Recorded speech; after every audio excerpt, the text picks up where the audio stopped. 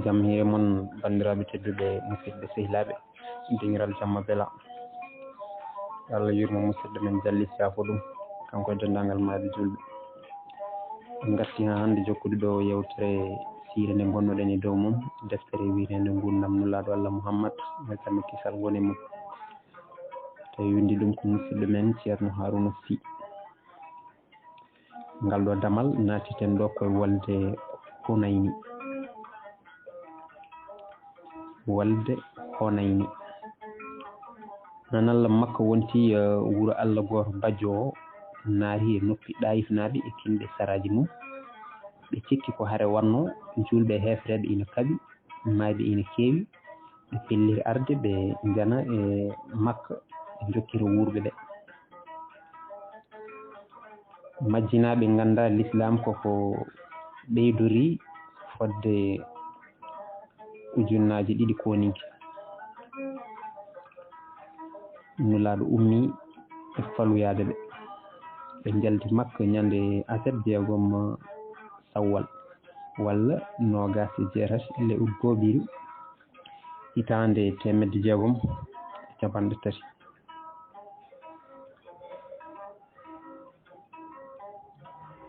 Hunayne ko nokku jarateɗo balɗe 3 hakkude mum e makka ujunnaje 12 julɗo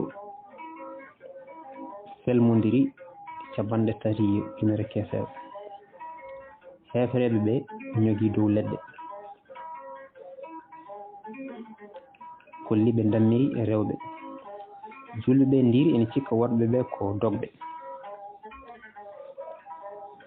haaɓe lombi e nder leɗɗe he añɓe mbaɗi e mabɓe laañ leelani ɓe birti nulaɗo Allah o ene wonni e yogo e musidɓe mum eɓe tippi keceje pucci eɓe jolbini labale ɓe hen ina ñoŋta e dow firteje gueloli Mouhammad harti poorewo Mumba wi ina naara e añɓe ɓe Aboubacry nangi e labangal mabba sali o yaha Mouhammad wi yo Abbas altoɓe Abbas wulliɓe ɓe gartiri cente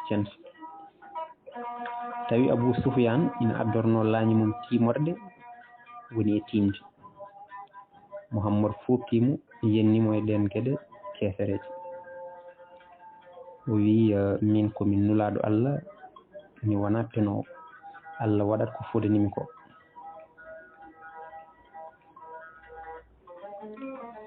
julɓe ɓe naari e lamba he ɓe nanggutiri leelani hefereɓe naati e boloji mumen sali yaltude mawɗo mabɓe ko Malik ɓi Awfu nattoyi ɗuhi toon kamne janle kewɗe mbaɗi jiyaɓe nanggama kaɓirɗe keɓama nulal ari e nulaɗo Allah o wonde won debbo goto wi ko bandiko debbo ko men Mouhammad mo jami kisal goni mum nuli e on debbo yo ar nden on ari wi ko bandiko debbo ko ɓi Halimata moyninnoɗo mo oya nulaɗo wi holi finde ma o wi ko nde gatande e keccam ko an gannomi tawi mboɗo wombuma wiyama nulaɗo namdimomo ko addi ɗum o wi jinnomi ko yaade nortoyade e fijirde gamri taliɗa naworede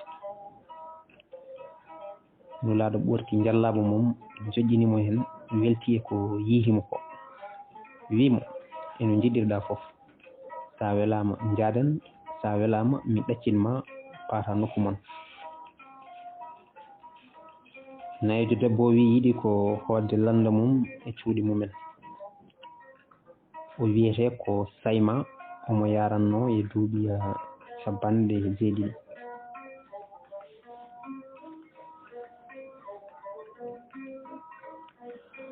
fodde 24 ujunere ngeloba keptama fodde 40 ujunere dammowol fodde ujunnaje 6 debbo e suka Sayma yaafa kamɓe rewɓe e suhaaɓe mum fof nulaaɗo rokkimo jiyaɗo debbo e jiyaɗo gorko e ngelooba e mbaalu. Nden ngalu pongoni dañaama yimɓe ɓe porti goddi mumen porti goɗɗi ɗum saabi dille mawɗe. Feccere Mouhammad fecci nde waasi welde wone maɓɓe haa yimiyanke ina wiyeeɓi mordas feññini metti mum nde e yimre raɓɓere. O wi fecceram e dañal he e nde al obis kala tottama koyena e al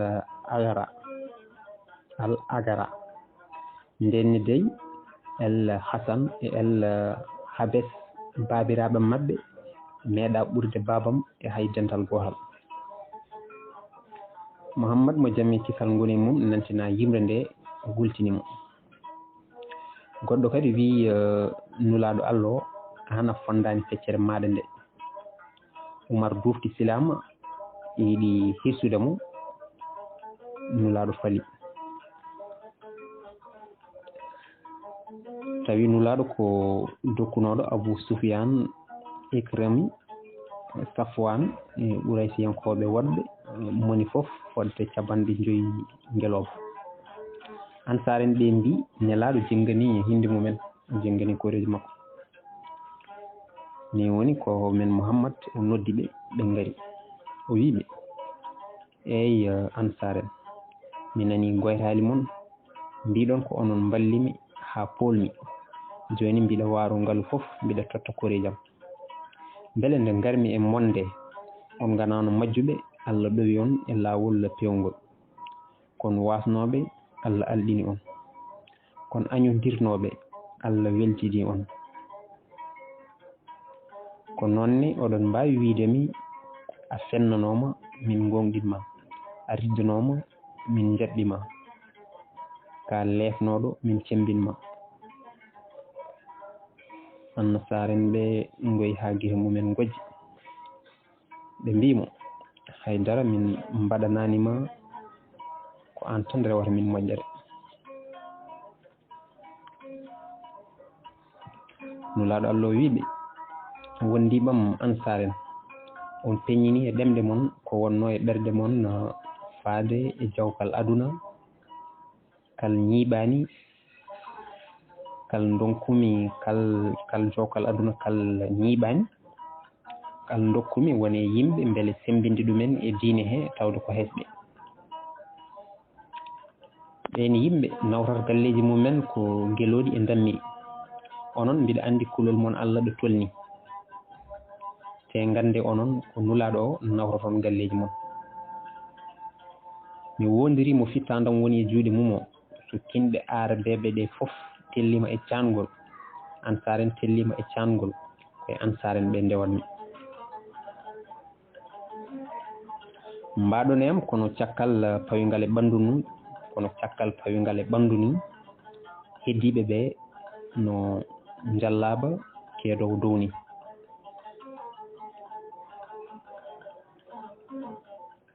E Allah ya yaafo Ansaren e ɓiɓɓe Ansaren e taniraɓe Ansaren. Caggal nde haare Mouhammad Fati Madina koye o tuma Mariata jibini ɓiyum Ibrahima. Nde yimre nde yima nde ko faari peccugol ngol ko homen Mouhammad noddi yimiyanke o yiɗi reftude e yimre nde. Nde o refti hen nde Aboubacry wimo wona ni haala ka lelori e yimre he. Mouhammad wimo eno wawi lelorade foof mana o waylaki. Ɗum ina hollira wonde nulaɗo o wona yimiyanke, o anda juɓɓude jime. Allah wi nulaɗo amen o wona yimiyanke, min jangguinanimo ɗum. Saabu koɓe kalata koko weeli ko wona, saabu ɓe kalata koko weeli ko wona gonga.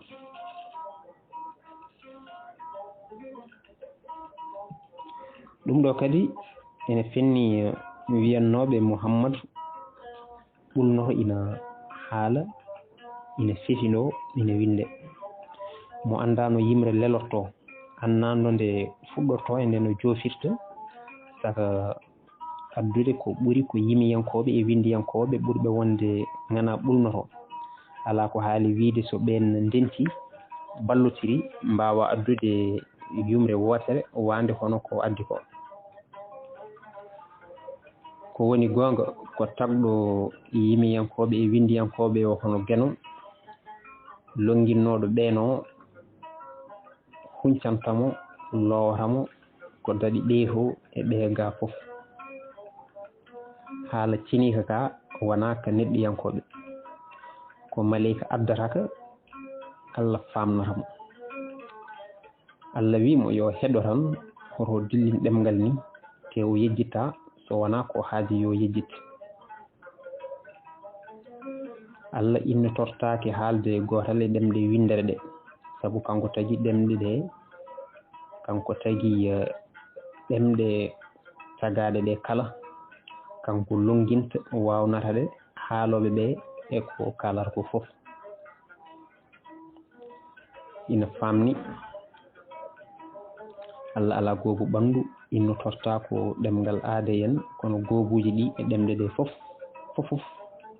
koye dokka makko jeeya heewi kelme gonɗe e ɓurane he ɗe jiida iwdi diwan walla leƴƴi kono hutorto ko kelme arab e dolaɓe e ɗemgal arab no ɗemɗe goɗɗe ɗe fof ni ha buutu fallo wutta yonta kala ma deftere nde ɗow ɗum te mande daɗɗum sabu ɗo nde ƴogaɗo wona e beelel ƴogowel e cangol ƴogowel e maayel ɗum noon wona becce ñamowo ha ko keɓinto ɗum joni garen e wolde Tabuk ɗe haɓanoɓe e mu ata en arabeɓe Greknaɓe e Rome en goni heblade gam yande e julɓe ɓe guila camolilani ɗum hamno nden julɓe nani ngal dental tiltotongal dental julɓe ngal pellit adade ɗe sokkorde kono o saaha sinno wona koye nulaɗo Allah wonda o saaha wona mo haare ko ardi ko guura ina satti e wuuro he ko yanti hen ko saaha ceeɗu pulum ko nde nangue ɓuuri wulde fawri hen kadi daabeje ina wayno ngala ko wona ɗum ko wonde to faya ina woɗɗi no feewi nden haala ka haalama yalti nafgueɓe ɓe sayfiri ɓe cali yaade nden ko faati e guura e daabeje haalama Aboubacry wi mi waɗi hen jowdam ndi fof Oumar ɓi Haddab wi waɗi hen ujunere muɗum Ousmane walliti fodde ujunere ngeloba e temedde ɗiɗi mbuɗo ko ina ñaame dañama ko ina waɗɗe dañama nulaɗo wi ala ko lorata Ousmane ɓi Affan e bakkat ha dargal Mouhammad mo jame kisal goni mom rendini fodde capanɗe 4 ujunere poninki ɓe tindi Tabuk nden kono ngu yalti wuuro tan nafigueɓe ɓe cortiri goto goto paati wuuro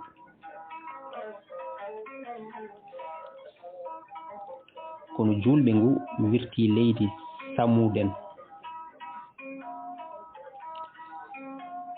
ɓenne Allah nulino e mabɓe nulaɗo Allah Salih ɓe mbi so gonga yo on addanɓe hawnide gueno yaltini ngeloba e nder hayre yorde kos ban kadi ngarwi ɗon e ɗon jibini mola jodba nanduga yummum Allah wiɓe yoɓe jara yontande mabɓe ngeloba bane yara yontande mum kono ɓe codiba ɓe mbariba eɓe joguino boloji ɓe cikkanno ko soɓe naari e majji ala ko wawi bonnandeɓe nden ɓe podanama halkare ɓe jiiɗi hen ɗuhade gueno morñiriɓe e dow maɓɓe, morñiti ɗi e dow maɓɓe. Nden julɓe ɓe jettima e on nokku, nulaaɗo Allah mo jam e kisal ngoni mum muuri yeeso mum hade makko yiide koɗorɗe ɓen huɗaaɓe e Allah harkirno haa caango wooto haa caango maleyka. Nulaaɗo waɗi jeyngal e koninkooɓe ɓe yo ɓe karto daabaaji maɓɓe mbele ɓe njaawo yaltude on nokku huɗaaɓe. O rentini ɓe yarde ndiyam e on nokku walla defirde ɗam walla salligoraade ɗam. O wi yo ɓe cuno so ɓe ngari majji e siftorde ɓen yeddunoɓe Allah. O wi hay defirnoɓe e ndiyam he yo tottu ngeloɗi ɗi jara, eɓe ɗomɗi kono yarde ala e ɗi nokkuji, eɓe jaaha haɓe jalti on nokku, ɓe naati e ladde, ɓe ngardini e kaaƴe, ɓe ɗoggiti e ceene, ɓe ɗomɗi, ɓe tampi, ɓe ngari hay nokku goto. Nulaaɗo wi yo ɓe kabbite, ɓe teddini. O wiɓe so jamma ari ma hendu hewndu sembe ar ndente hade mon majjude, hay goto hoto yakam tan, kume dabaji mon. Nden jamma ari hendu molanadu moole ari, niɓɓere ɓuucam fowru lomti leela walla jeerende ngal, hendu ndu wobbi.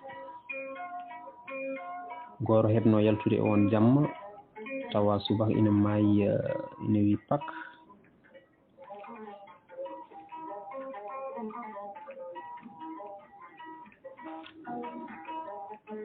Goto heɓno yaltude on jamma tawa subaka ina maayi pak. Ngun jammagu siftini julɓe ɓe wonde ñande mayde ari Allah tuccinowo ɗum. Caggal ɗum yurmede Allah ari, ɓe toɓa leydi ɓuuɓi, ɓe jari, ɓe looti, ɓe jarni daabiyaji maɓɓe.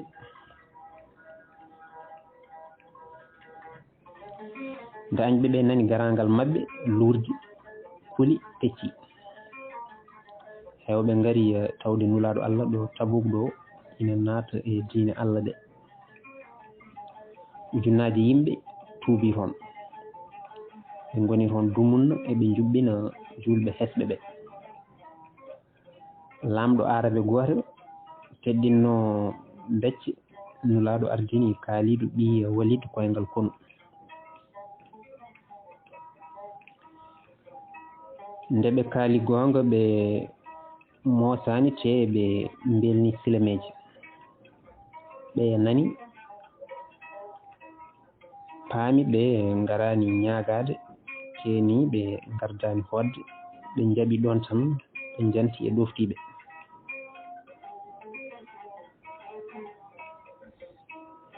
Ɓe ngarti Madina. Ɗum noon bandiraɓe tedduɓe e musidɓe sehilaɓe, ɗo katten ha ñande wonde so Allah jaɓi garten e hijjore mbaynigu ha e pawgal ngal ko way noon. Ɗum noon Allah jarama on jarama.